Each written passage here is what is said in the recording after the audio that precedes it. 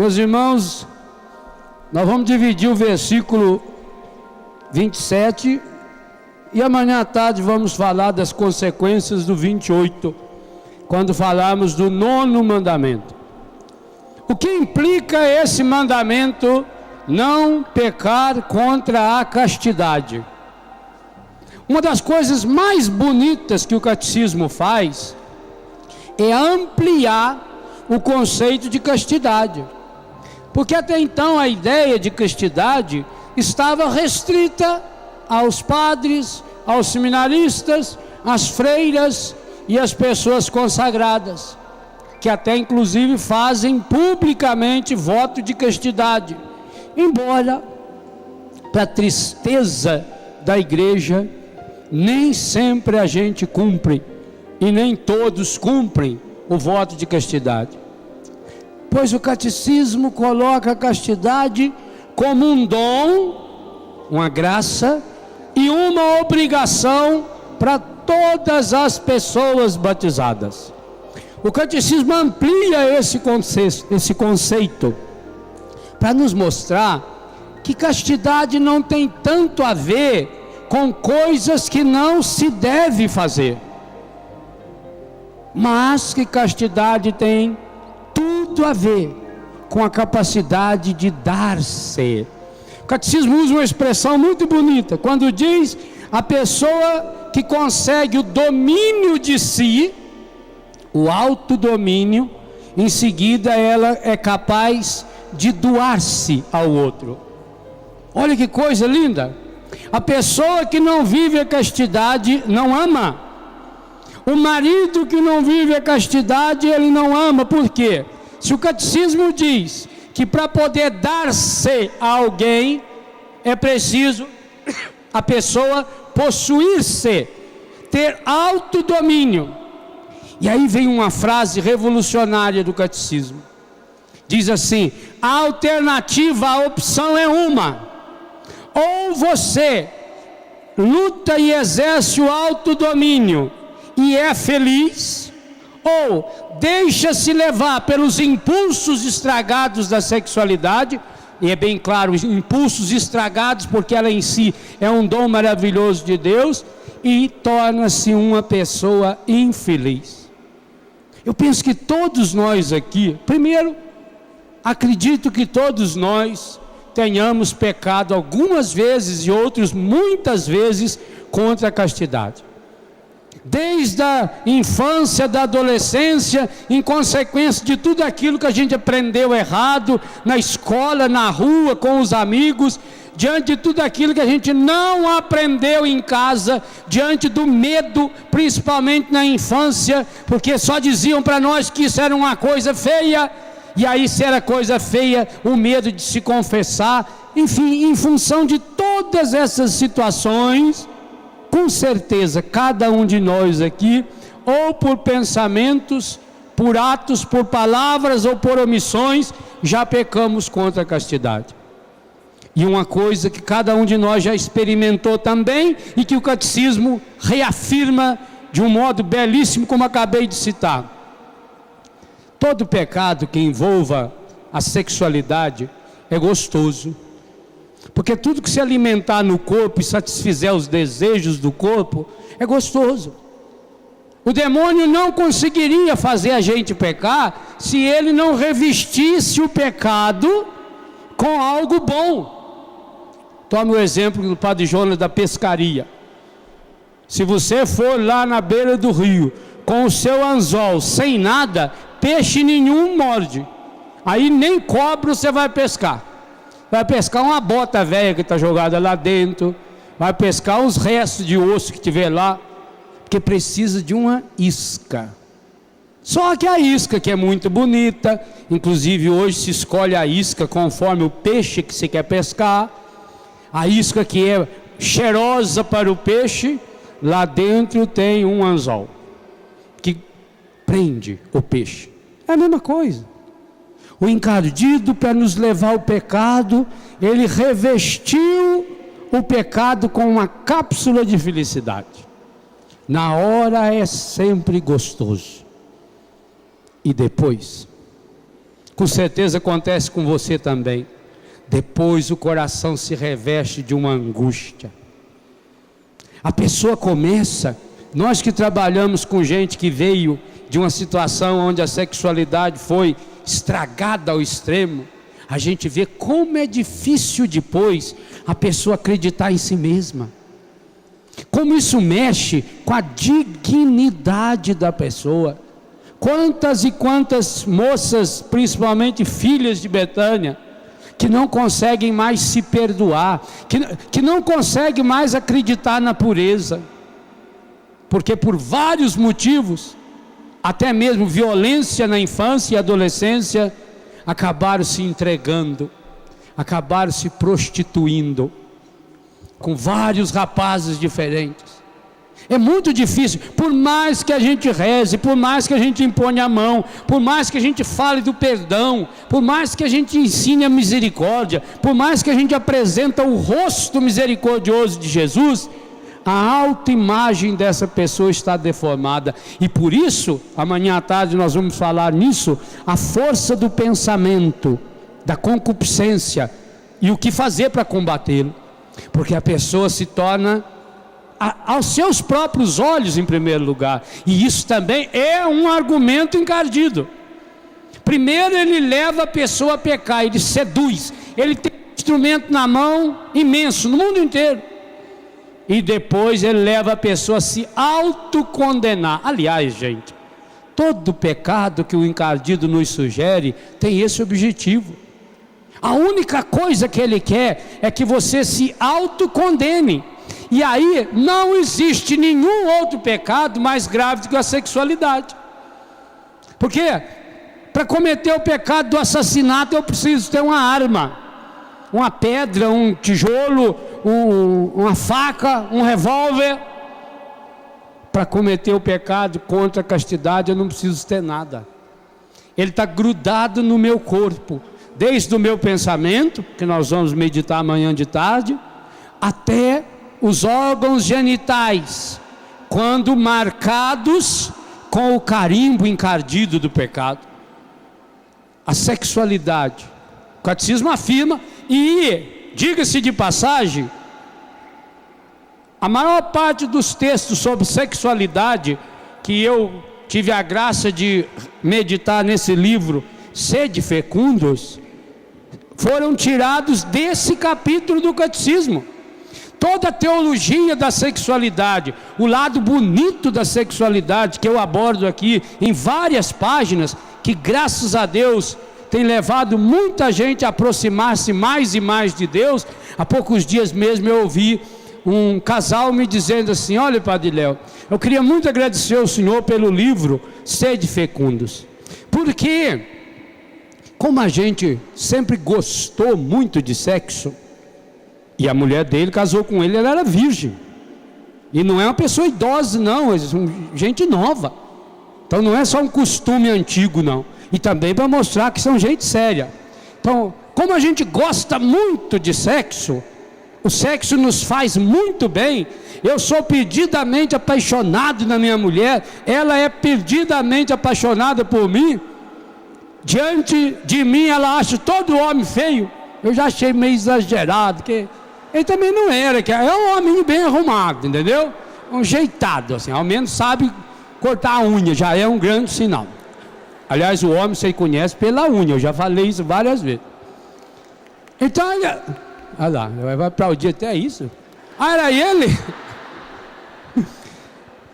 Rapaz, a gente tosse no microfone, aleluia. O povo de Deus é bom demais. Então ele me dizia assim: como a gente gostava muito e gosta muito de sexo, a gente nunca tinha lido o catecismo, por medo de estar pecando, e a gente não queria deixar aquele pecado.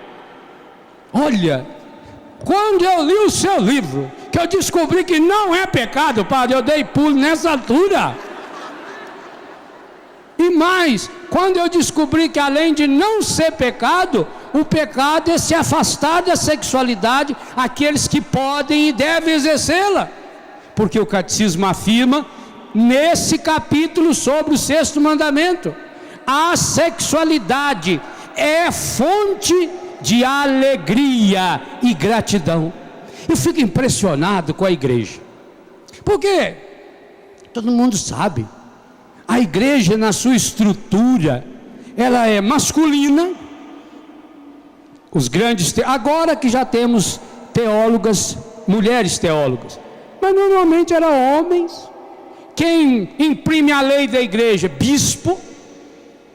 As leis saem do Vaticano, o menor país do mundo, 0,44 km², muito menor do que a Canção Nova, o Vaticano, num contexto europeu.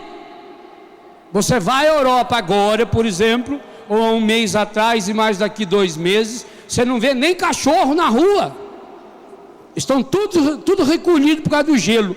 Então, nesse contexto fechado, nesse contexto machista, porque teoricamente são homens que não têm envolvimento, não digo nem sexual, envolvimento familiar, e ainda assim a igreja tem coragem de produzir um documento que mostra e ressalta o lado positivo. O mais bonito, e eu quero convidar cada um a ler, de modo especial, o 6º capítulo, o 6º mandamento no catecismo, mostra o lado bonito. Os primeiros parágrafos, todos eles é voltado para a beleza, para a grandiosidade, para a santidade da afetividade manifesta na sexualidade.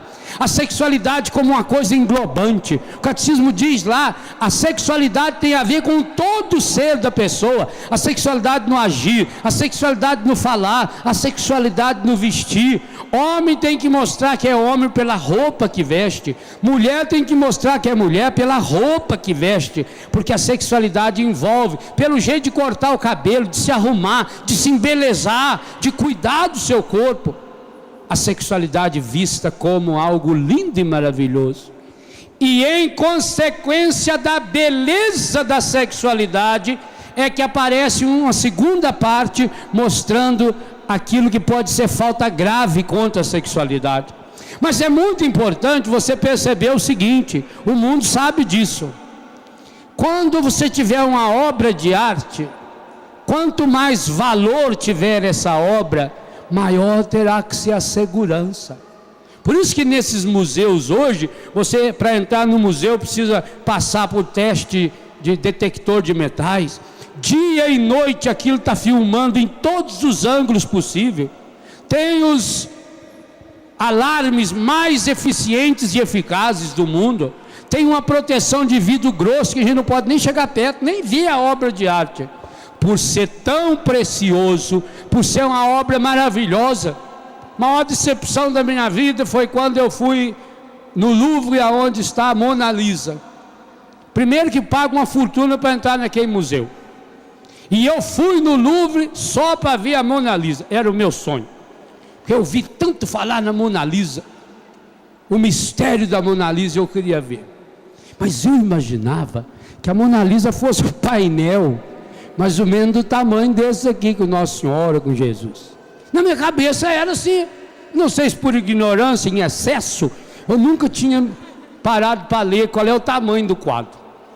Aí fui, eu estava ansioso, vou ver a Mona Lisa. Aí entra num salão um pouco menor que esse rincão, pouca coisa menor. Entra numa sala daquela, não tem absolutamente nada. Tem um quadrinho desse tamaninho assim, michuruca. Aquilo é a Mona Lisa. Eu cheguei lá numa distância dessa aqui também, que lá também já tem essas correntes. Eu fiquei olhando para aquilo. Meu Deus, que vergonha. Vê lá se isso é um quadro imponente. É uma coisinha assim. É claro, a arte do quadro impressiona. A gente não sabe se ela está rindo, se ela está chorando. Aparece aqueles olhos de Cristo que põe um por cima do outro, que aonde que você olha, o Cristo está olhando você. Aparece aquilo. É impressionante, mas uma coisinha de nada. E porque eles gastam dia e noite os guardas lá para vigiar aquele quadro? Porque a obra é importante e porque foi feita pela mão de um artista excepcional, fabuloso, importante. Entende por que a igreja briga tanto para defender você? Para defender o seu corpo? Porque você não é um quadrinho michuruca da Mona Lisa que foi feita por um artista espetacular. Você é uma obra ambulante das mãos de Deus. O seu corpo. Aqui está a diferença. O mesmo mundo que protege a Mona Lisa ou qualquer obra de arte, que investe milhões. Outro dia eu lia um jornal italiano falando da fortuna que gastaram para limpar a estátua de Davi, aquela estátua fabulosa. Eu não sei onde ela está, porque eu não fui lá ver essa estátua. Podia ser uma decepção igual da Mona Lisa, né? Gastaram mais de um ano para limpar, porque não podia fazer igual a minha mãe. Minha mãe fosse limpar aquilo lá, limpava em 3 horas, mas gastava metade da estátua também. Aí ia meter escova naquilo, ia pingar que boa, no instantinho está limpinho. A estátua do Davi levou mais de ano pintando, várias pessoas ali trabalhando, com supervisão de arquiteto, sei lá o que mais, porque tinha que ser limpa, cuidado por cuidado. Não podia colocar um produto químico, tem que ir passando com todo cuidado, para devolver um pouco da beleza original, sem estragá-la. Gastaram uma fortuna em produtos especiais, que tiveram que ser pesquisados em laboratório, testado para não corroer o mármore, o granito e esses materiais duros. Foi uma fortuna. Eu não me lembro o valor, mas é um valor, milhões de dólares, de euro no caso. Meu Deus do céu, se o mundo gasta milhões para restaurar uma obra de arte, e a restauração da pessoa humana, que está deformada, que está prostituída, o corpo humano colocado como moeda. Gente, com toda a evolução do mundo moderno, se há uma área em que há uma regressão absoluta, é exatamente a dignidade da pessoa humana. Pensa que no que nós falamos no não matar, a dignidade da vida humana. Falar da castidade é falar da dignidade da pessoa humana, a dignidade do corpo humano. E a luta contra o corpo humano, São Paulo já diz que é uma luta espiritual profunda, que há uma luta contra o espírito sendo atacado constantemente pelo espírito carnal estragado. Mas isso nós não precisamos pensar só em coisas longe, não, em pessoas longe, ou em gente que está vivendo a desgraça, porque quantos estão vivendo na desgraça? A desgraça, por exemplo, da pornografia, a desgraça, por exemplo, da pessoa que não controla os seus instintos homossexuais. Pensa, o sofrimento dessa pessoa, a cruz que essa pessoa, o espinho que ela carrega dentro dela, dia e noite. E no entanto, você vê isso hoje de uma forma banalizada, como se fosse um direito. Aliás, o perigo não é enquanto os meios de comunicação estão falando no direito à homossexualidade, no direito de homem casar com homem, mulher casar com mulher. O terrível é que, se continuar desse jeito, daqui uns dias, ao invés de defender o direito, eles vão defender a obrigação.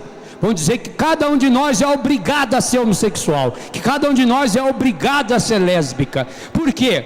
Quando eles falam sobre isso, a gente tem que calar a boca, porque senão você vai contra a liberdade de expressão, senão você vai contra os direitos fundamentais da pessoa humana.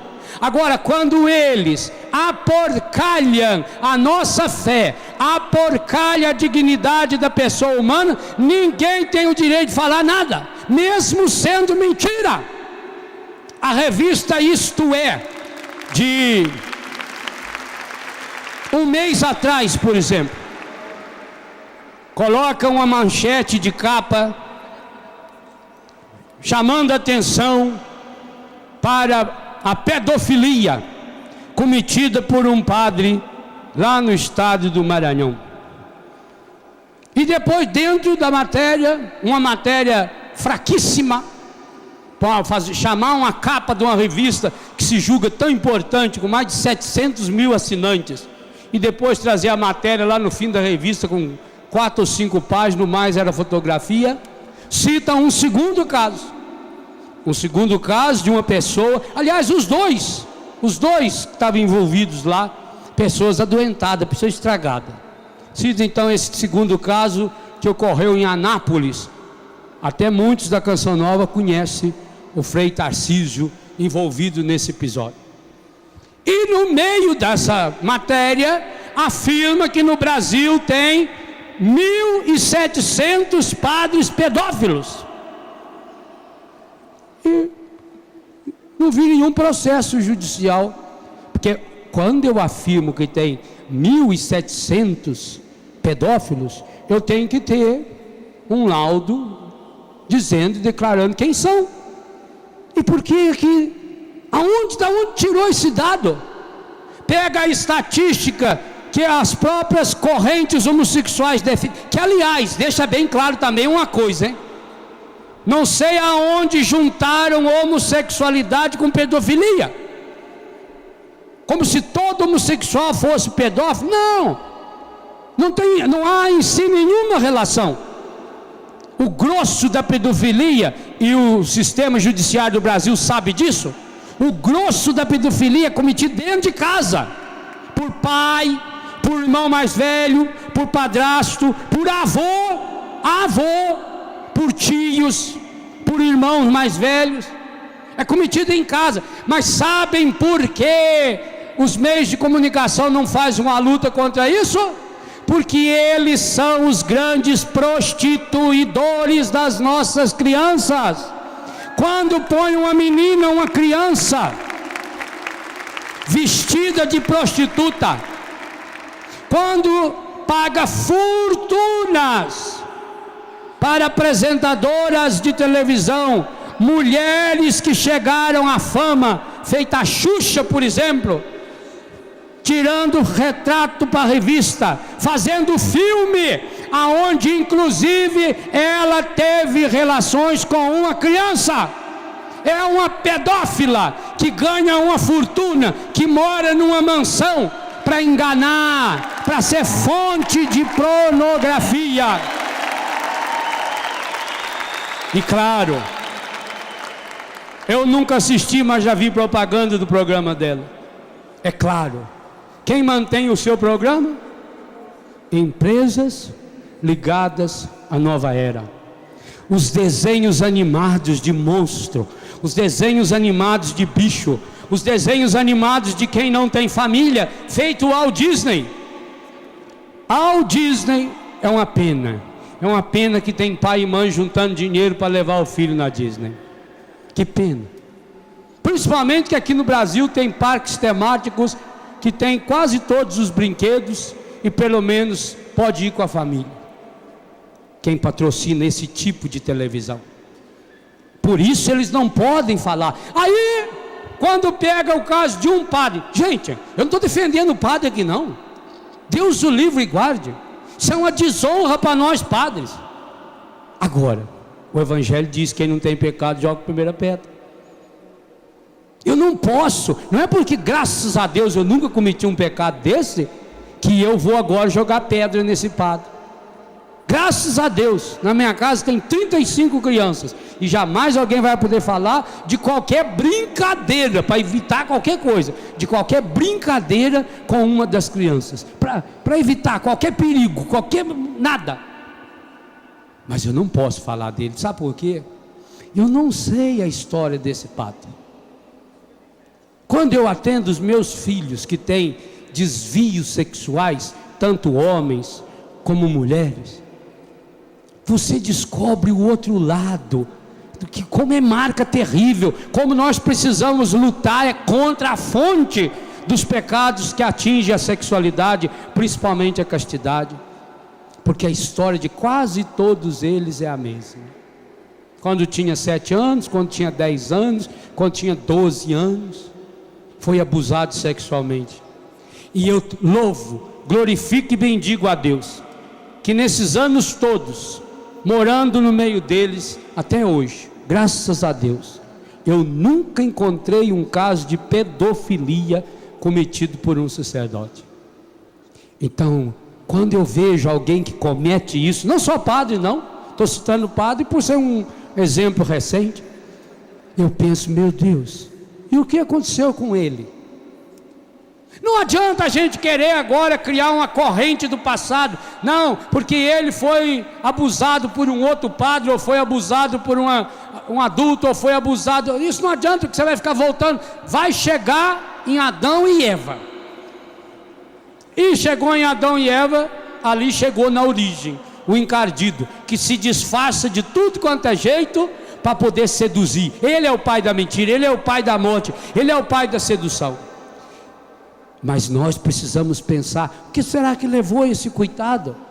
Tem que ser punido, citei isso antes na pregação, é ordem do catecismo que o autor do mal tem que ser separado, que ele não pode ficar solto, a igreja não pode proteger a liberdade desse padre, não pode, ele tem que ser recolhido primeiro num lugar da igreja reservado até que seja provada e comprovada a sua pena, a sua culpa, e aí encaminha-se, se ele precisa ser tratado, um bom psiquiatra, um bom psicólogo, com remédio ou sem remédio, e por fim encaminham para que ele tenha um tempo numa penitenciária, numa cadeia, num hospital penitenciário, até mesmo um tempo para ele se perdoar, para ele se refazer. Quando a pessoa assume as consequências do seu ato, ela inclusive transforma isso numa fonte de bênção, numa fonte de graça. Então não é pôr pano quente, mas é defender o direito à verdade. Não existe castidade sem verdade. Cada um de nós aqui sabe, todas as vezes que nós cometemos o pecado contra a castidade, nós estamos nos unindo à mentira, e sabemos que o pai da mentira, o autor da mentira tem nome, que Jesus veio para pisar na sua cabeça. Então, meus irmãos, olha hoje para você, tenta descobrir, hoje, amanhã à tarde, quando falarmos do 9º mandamento, qual é a causa dos pecados da sexualidade.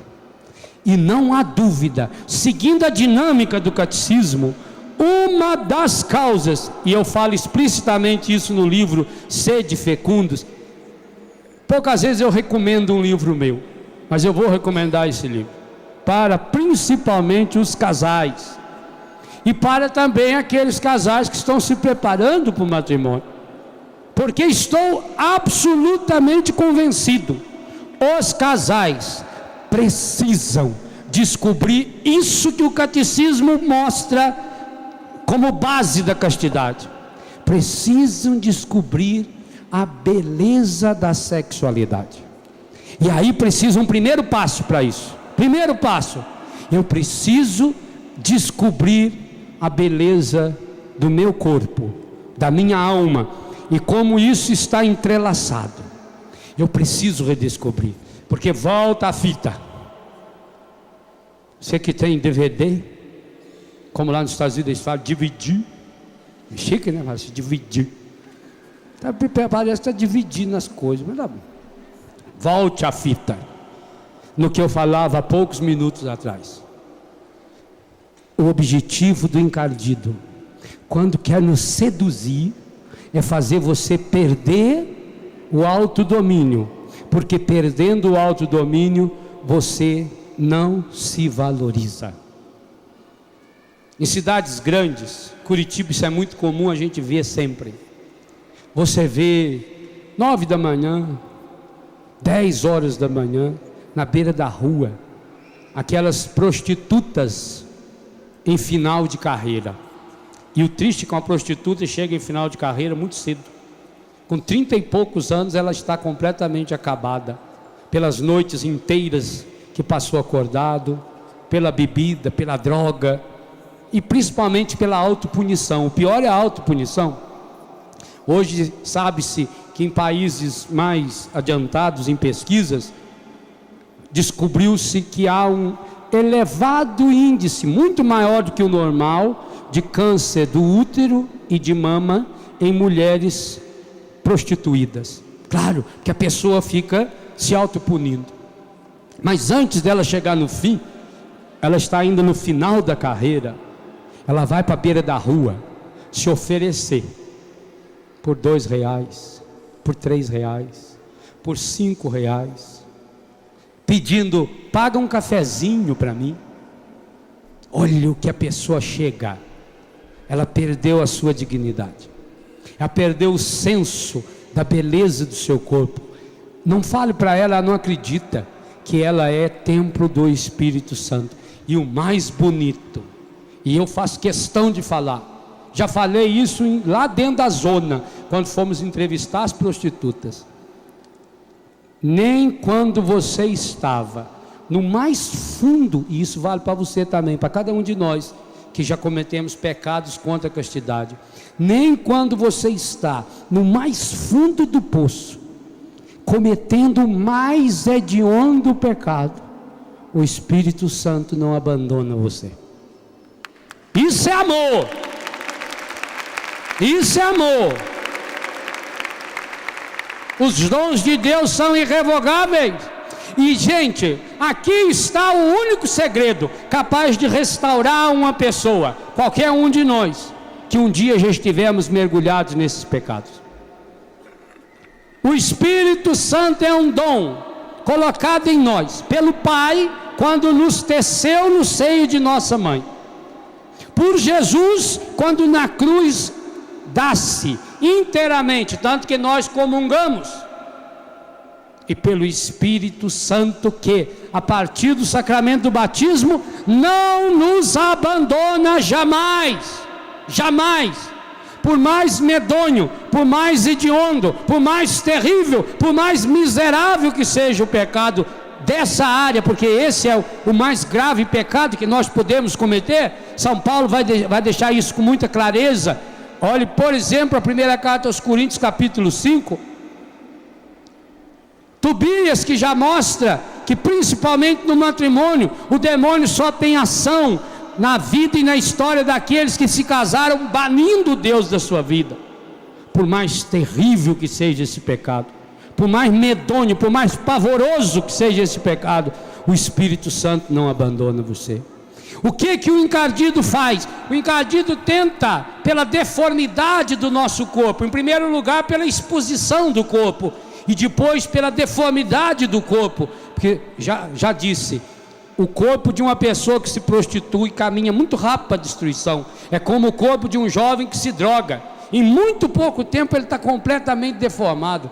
A gente vê lá em casa meninos e meninas que moraram conosco há 5 anos atrás e que tiveram a desgraça de recair. Em quão pouco tempo eles estão deformados, porque aí olhando para si mesmo, a pessoa vai se punindo, aí a pessoa não se cuida mais, o cabelo está tudo estragado, os dentes quebram, perde-se os dentes, até em função do álcool e da droga. Imagina, o crack, por exemplo, a força, ele chega a ter 700 graus quando a pessoa dá a baforada, o cachimbo.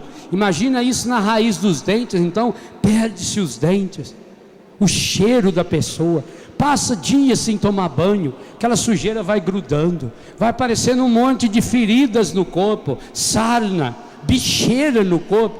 A pessoa não se olha mais no espelho, a pessoa não cuida mais da sua roupa. Pode ver, eles vão ficando abandonados, larga, não cuida mais. Então, para devolver a dignidade da pessoa, é preciso cair na ótica linda do catecismo.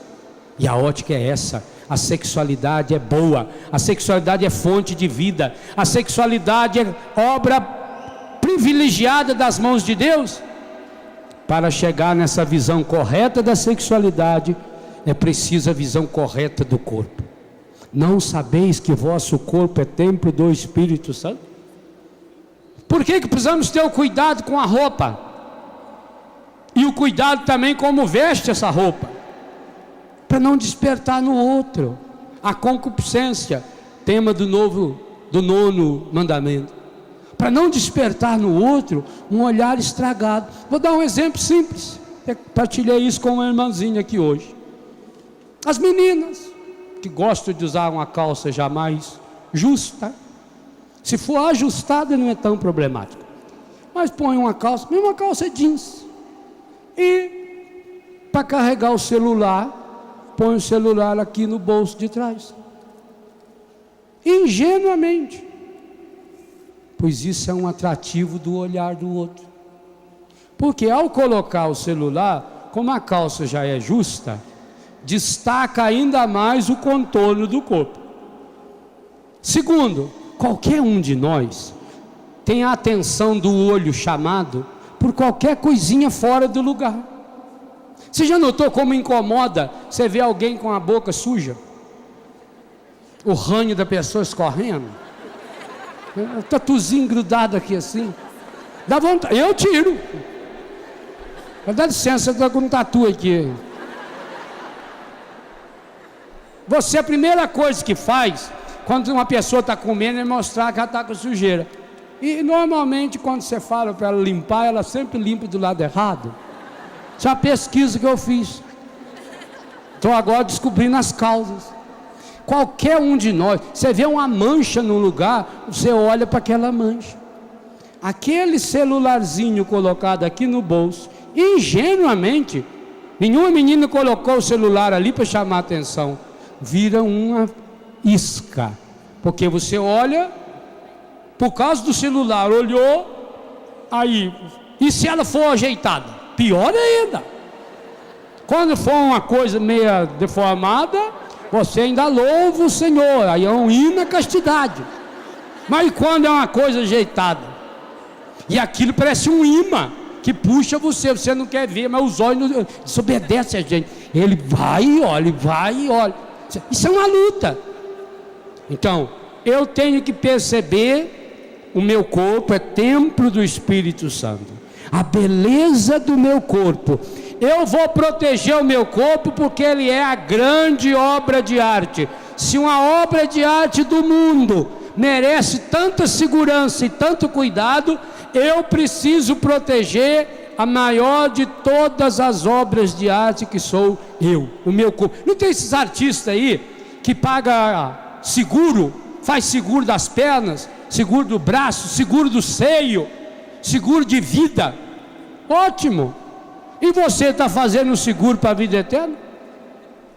Você está assegurando o seu corpo para ele poder entrar glorioso no céu? No livro A Cura dos Traumas de Morte eu trabalho esse tema. O meu corpo vai ser chamado a entrar glorioso. E tem algo que eu não citei no livro, mas já citei aqui em pregações.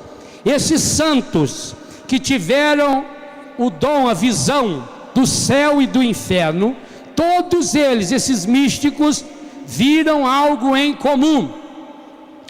No inferno, almas completamente deformadas, fisicamente estragada, cheia de ferida, toda torta. No céu, todas as almas no corpo ressuscitado, perfeito. Mesmo pessoa que quando morreu não tinha uma perna, está perfeito, no céu está perfeito. Cega, no céu não tem ninguém cego. Não é que o cego não vai para o céu, hein? Pelo amor de Deus, vocês aí deficientes visuais, é que essa cegueira é só dessa vida. Na ressurreição restaura-se a sua vista no plano original de Deus.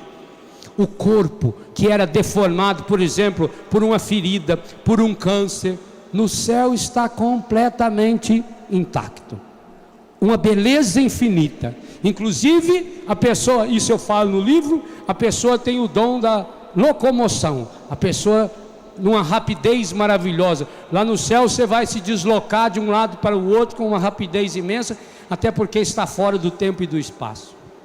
Mas esses místicos ficaram horrorizados E até alguns chegaram a pensar errado, quando viram que no inferno há um grupo de pessoas completamente deformadas. E eles chegaram a pensar isso: será possível que a pessoa com deformidade não vai para o céu? Mas descobriram que não, que essa deformação é o prêmio do demônio. Prestem atenção nisso que eu vou falar.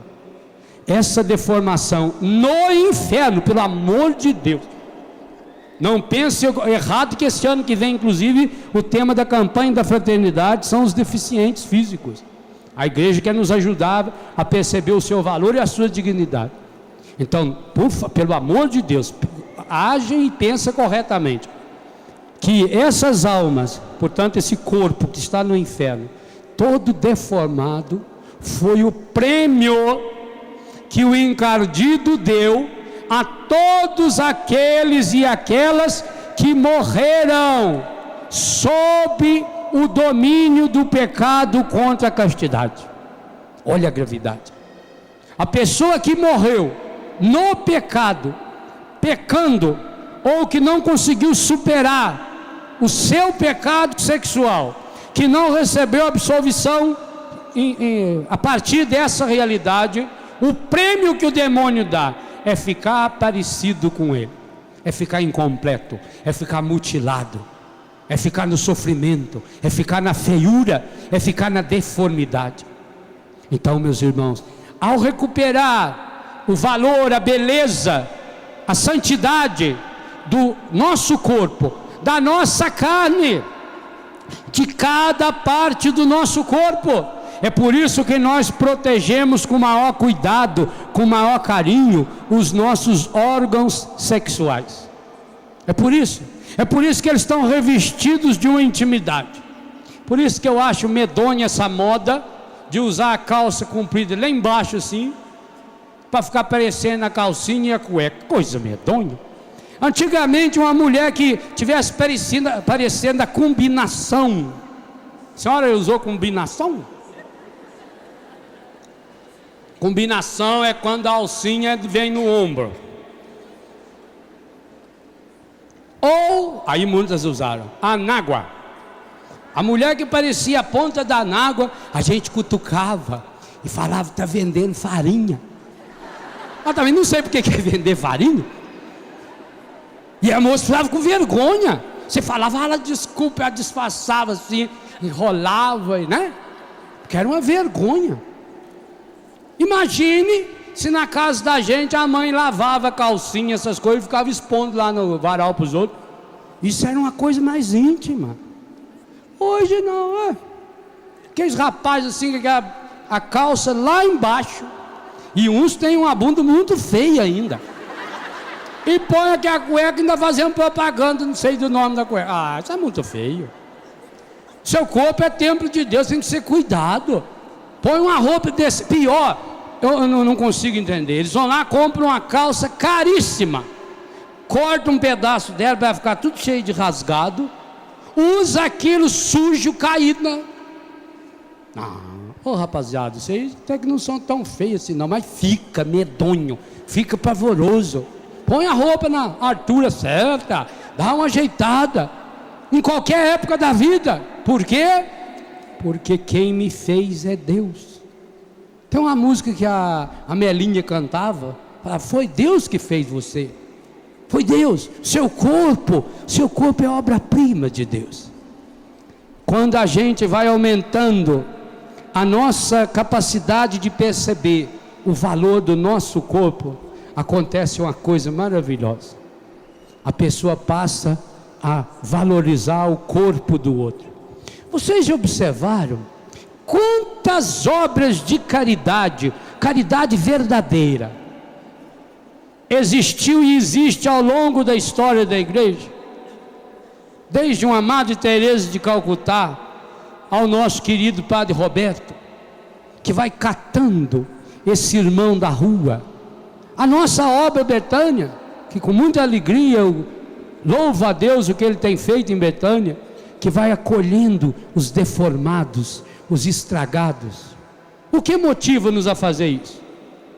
Motiva-nos a força de Deus em nós a partir da consciência de duas coisas. Ao menos comigo foi assim. Foi por isso que eu fundei Betânia. Primeiro, a partir da consciência do meu pecado. O que mais me motivou a ir ao encontro desses meninos e meninas, crianças, senhores e senhoras, é olhar para mim. É a minha confissão mensal. É descobrir como eu sou pecador. E por isso eu não posso condenar ninguém. Quem sou eu para condenar alguém sabendo que eu sou tão pecador? Mas a segunda coisa é a graça de Deus que age em mim, apesar de eu ser pecador. Eu tenho consciência que a graça de Deus age em mim, que mesmo sendo pecador, que mesmo sendo, como já falei aqui não, no outro rincão, mesmo sendo um monte de esterco, um monte de bosta, eu sei que Deus age através de mim. Eu tenho responsabilidade do que eu faço exatamente por isso.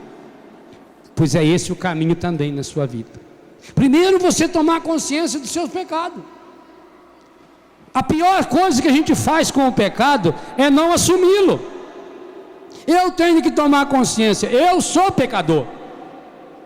Já fiz muita burrada, consciente ou inconsciente. Faço muita burrada. E como lembra o catecismo, cada vez que as faço, depois me é uma cruz. Meu Deus. Eu viajo sempre sozinho no meu carro. 99% das viagens que eu faço por mês eu estou sozinho. Quantas e quantas vezes, no meio da viagem, ou no início da viagem, vem lá a consciência de um pecado. Ah, meu Deus, como essa viagem é difícil. Até que a gente encontre um sacerdote para se confessar. Como é difícil. A consciência fica ali martelando, martelando, martelando. Você lembra, foi muito bom o pecado. Todo pecado na hora é gostoso. Por isso que a gente peca. Por que você peca? Porque na hora o pecado é gostoso. Tudo que é ruim a gente já não faz. Ninguém quer chegar perto do que não presta. Você quer conforto. Aquilo que conforta o corpo na hora, que dá prazer físico, psíquico, etc. É maravilhoso na hora. Mas depois a gente fica martelando, martelando, martelando na cabeça da gente. E outra coisa que eu descobri, sabe quem que fica martelando na cabeça da gente? Não pensa que é o Espírito Santo, não. O Espírito Santo não abandonou a gente nem na hora do pecado. É o acusador. Apocalipse 12:10.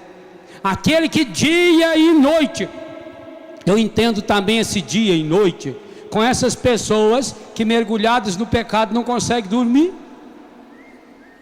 Quantas e quantas vezes muitas pessoas estão tomando remédio para dormir e ainda assim não conseguem, e por isso vão aumentando a dose, aumentando a dose. Aliás, o catecismo diz que a pessoa que bebe remédio por conta própria está cometendo pecado contra o 5º mandamento. Catecismo da Igreja Católica. Então a pessoa vai aumentando a dose, aí não dorme mesmo, aí o corpo fica tudo machucado pelos efeitos do remédio, e vira para um lado, vira para o outro. Primeira coisa a fazer quando você tem insônia crônica é buscar um médico. Você pode ter um problema de saúde ligado ao sono. Hoje em dia tem terapias maravilhosas para isso. Mas ao lado disso, quem sabe você não precisa procurar um sacerdote, talvez um padre feito eu, muito pior do que você, muito mais pecador. Eu tenho essa consciência, que eu sou mais pecador do que a grande maioria aqui. Mas para absolver você, você não pode, eu posso. Não posso me absolver. Eu não posso dizer, Léo, eu te absolvo dos seus pecados. Eu preciso ir num outro padre, talvez até pior do que eu. Você também não pode. Você precisa de alguém que diga, eu te absolvo dos seus pecados, em nome do Pai, do Filho e do Espírito Santo, para começar esse renascimento. Por quê? Se o encardido é aquele que dia e noite nos acusa, é ele que está nos acusando. Quando a gente está lá, eu no meu carro, você no seu ou na sua casa, e a sua cabeça fica martelando, por que eu fiz isso, meu Deus do céu? Eu fui um covarde, eu fui um cavalo, onde já se viu eu ter feito isso? Que absurdo, meu Deus do céu, eu tinha prometido que nunca mais ia cair nesse pecado, que nunca mais ia falar mal do outro, que nunca mais ia me prostituir, Senhor. E aí o que aconteceu? De novo estava eu lá, Senhor. Como eu sou desonesto com as pessoas que estão envolvidas. Então você vai acusando. Aparentemente parece um exame de consciência. Se tem acusação, não é de Deus, não é palavra de ciência, não é sabedoria de Deus. Se tem acusação, a assinatura do acusador é o encardido. Não é à toa que a nossa fé garante-nos 3 advogados. Jesus é o primeiro advogado, ele que nos defendeu. O Espírito Santo é o outro paráclito, e Nossa Senhora é a pois advogada nossa. Por que a gente precisa de tanto advogado? Porque o encardido não nos abandona. E outra coisa, ele não vai nos abandonar nunca. É você que precisa abandoná-lo. É você que precisa se afastar dele. Ele não vai se afastar de nós. Essa história que se põe uma cruz não sei aonde, faz uma rezinha de nada e o demônio já vai embora. Você vê isso na televisão de vez em quando, com certos programas aí de outras religiões. Graças a Deus na nossa não tem visto isso, que começa lá a querer brincar com o demônio. E aliás, o demônio deles é muito fácil também, porque não é o demônio. Dá um chilique numa pessoa lá, a pessoa fica bufando, soltando umas gosmas para a boca, e eles vão lá, em 1 minuto manda esse bicho embora. Isso aí não é demônio?